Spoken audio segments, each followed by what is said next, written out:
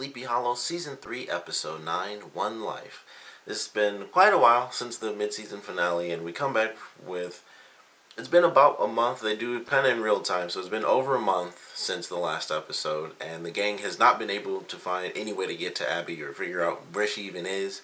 And clearly Ichabod is the one that's kind of been suffering on the team because Ginny is kind of internalizing all of her issues because she's trying to just keep on going.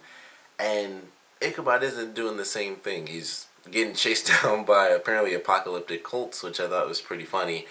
You know, riding on motorcycles, jumping motorcycles in the rivers like he's in Dukes of Hazzard or some crazy stuff. But he's running himself pretty thin. And, you know, he's trying to figure out how to get things going, but everything they've come across so far hasn't really worked. So we get two interesting storylines in this because, of course, we have Ginny and Joe, and they're going off and they're doing their thing, trying to figure out, where's Abbie. They get a map that leads to something really dangerous that's going to be coming up through the rest of this season. And then we have a very interesting storyline with Ichabod where Agent Foster ends up becoming a part of the team because she ends up being, kind of inducted into this weird mission because of this crazy demon.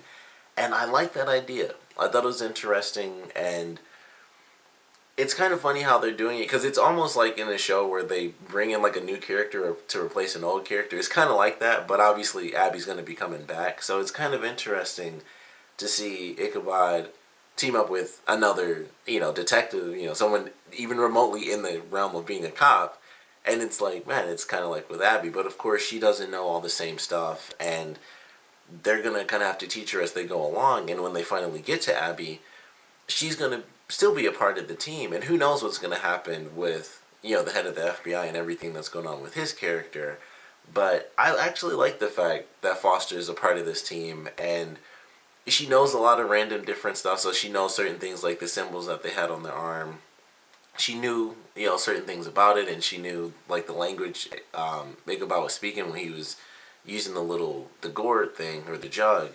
So, she definitely has some knowledge, and she's just a really smart character. And it was pretty clear, like, she was involved with the guy Niven, so she knew some weird stuff was happening. She was involved in some of that supernatural stuff. She just hadn't really seen too many things, and it was kind of like, well, some stuff sort of just happened. We actually do get a bit of backstory on her character where her parents, of course, turned out to have been taken away by monsters at some point. So she, like a normal character's eased into it, and it's not like just mind-blowing or anything.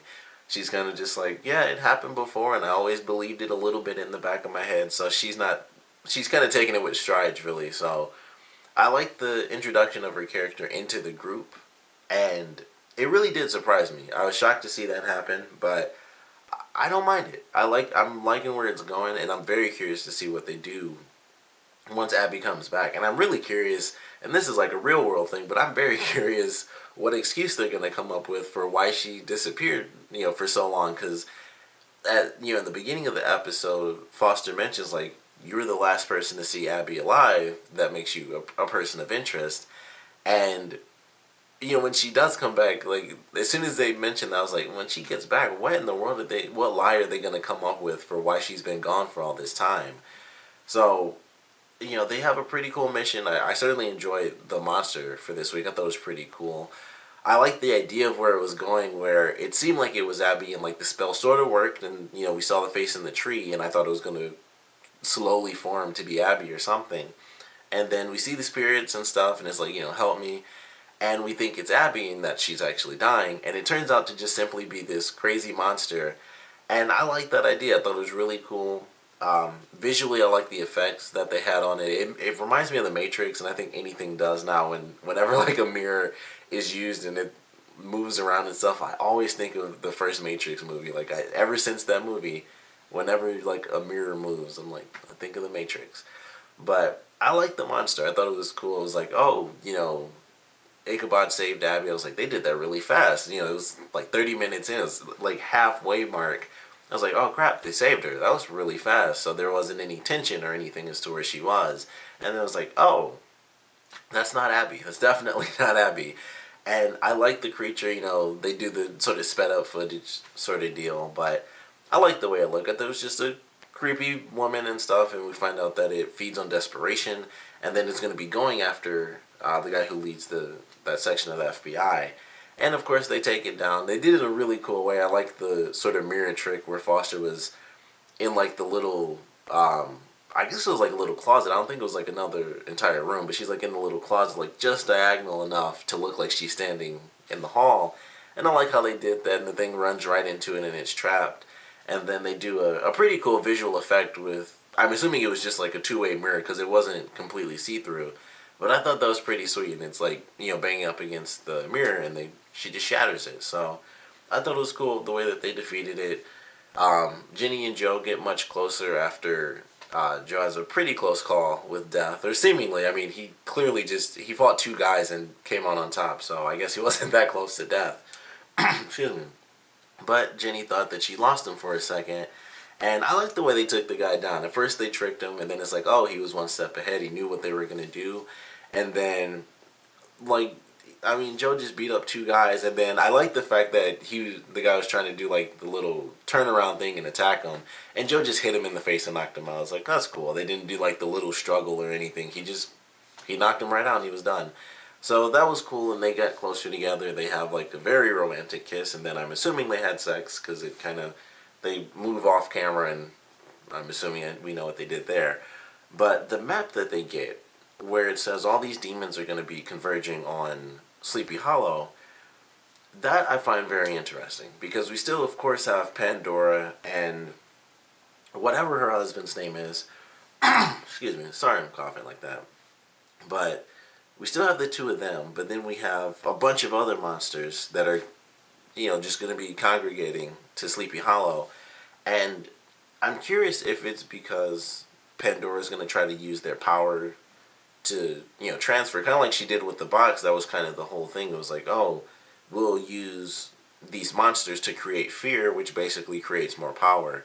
And so if these creatures are brought in, she could do kind of the same thing, but I don't know how that would work without the entire box. She has the little piece left, and that's meant to give the guy all of the power that he needs, but I would assume that they would need something to transfer that power, because that was the whole point of the box, was to make the fear and all that extra stuff so that they could get, the tree could get stronger and stronger to bring the guy to life. And in this case, he's already alive, so it would just give him his power, but his full amount of power. So really looking forward to what's going to be happening. Naturally, they're, Monster of the Week. That's how they've always really done the show.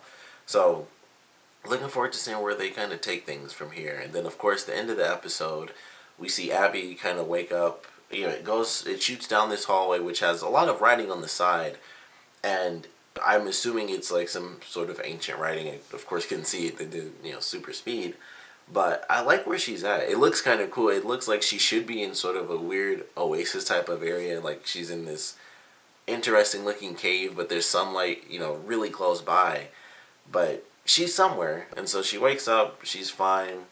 I'm assuming it's going to be sort of like a time skip type of deal in the next episode. I'm assuming she didn't just wake up after an entire month, which would be very interesting. But I'm pretty sure we're going to get to see her wake up for that first month and then kind of go through, or wake up on that first day and then go through up to the present time.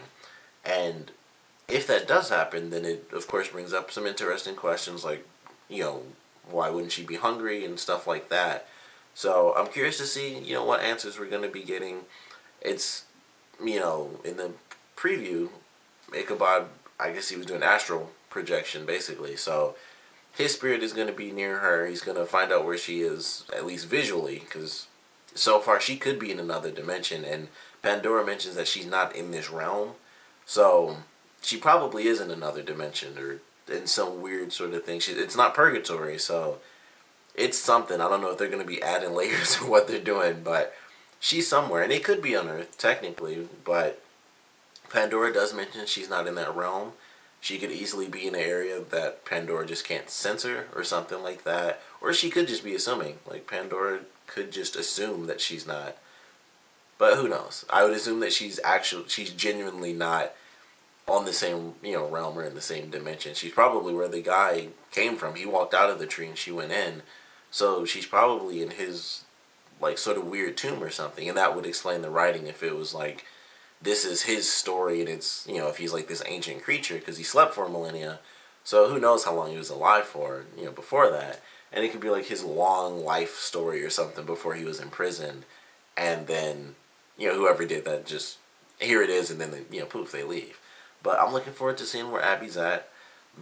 Very curious as to what's going to happen with this congregation of monsters, if it's going to really be that dangerous, or if it's going to end up being, they all kind of get taken out to just, power up the main villains. But I'm curious. It's been quite a while since the show's been on.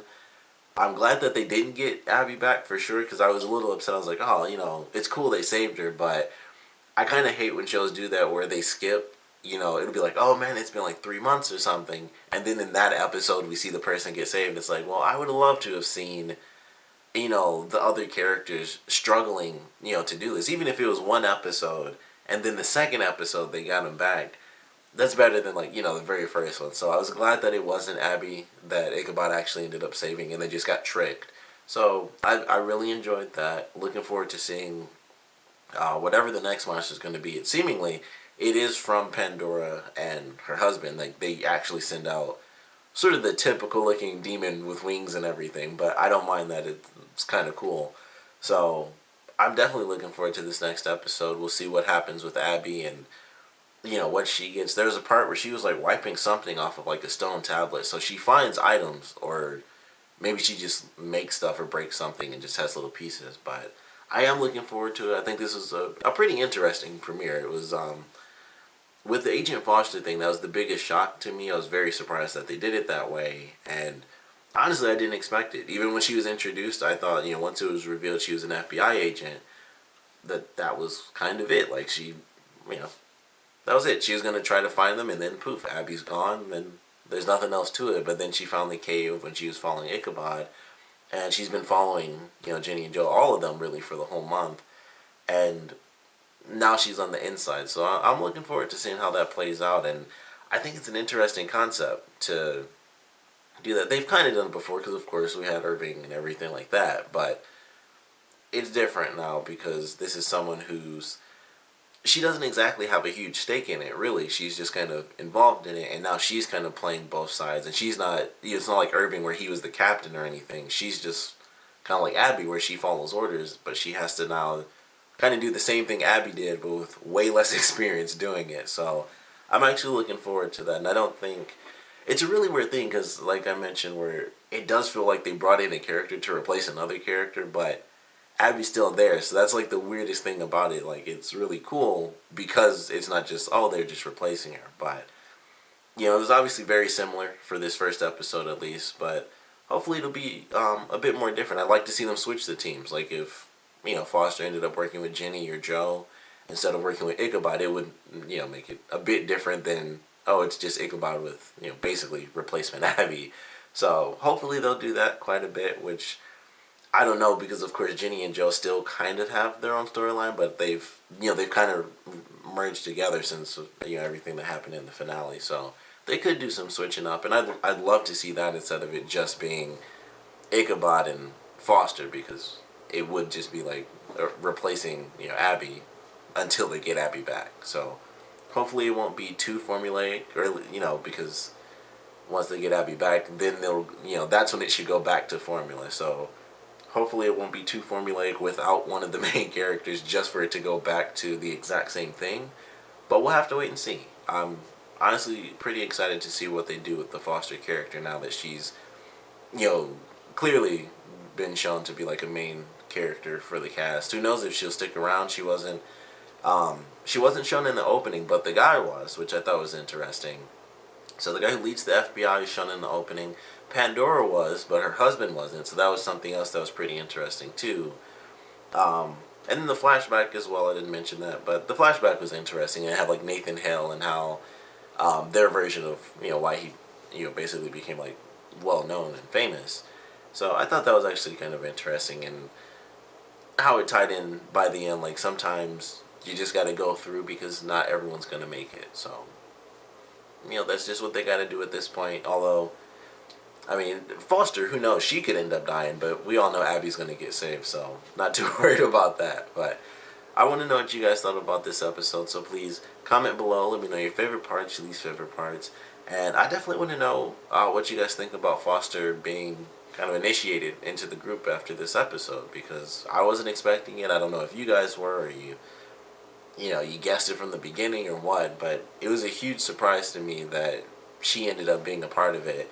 And then once she called Ichabod, it was like, okay, this is interesting, because there's no way to hide it. And that was something I'd always wondered, and I'm sure I mentioned that before, like, I wonder if she will, but there was always a way around it. And then once everything happened in the finale, by that point, it was like, she's just not really involved. She's the FBI agent that's working on the case, and that's pretty much it. But now she's fully involved, and we just kind of have to see where that goes. So I definitely want to know what you guys think about that, and of course this premiere in general. So please comment below, let me know, and thanks for watching.